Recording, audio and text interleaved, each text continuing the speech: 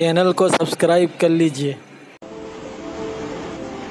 Havacılık duayeni olan öğretmenim Selahattin Onan uçağımızda bizlerle. İnsanın öğretmenin kendi babası olması ayrı bir güzellikmiş. 20 yıl kaptan, 10 yıl pilot eğitmeni olarak benim gibi binlerce gence rehber oldu. Onları yetiştirdi. Buradan ona tüm öğrencileri adına sonsuz şükranlarımı sunuyor ve ellerinden öpüyorum. İyi ki varsın, iyi ki öğretmenimsin, iyi ki babamsın.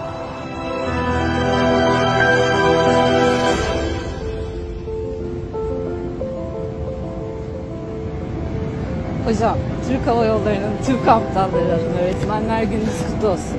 Tüm emekleriniz için çok teşekkürler hocam. Sizi çok seviyoruz.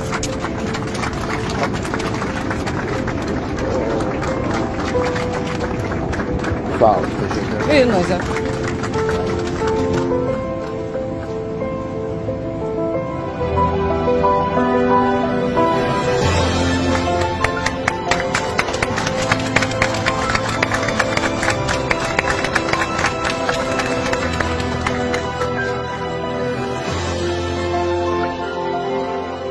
Bu vesileyle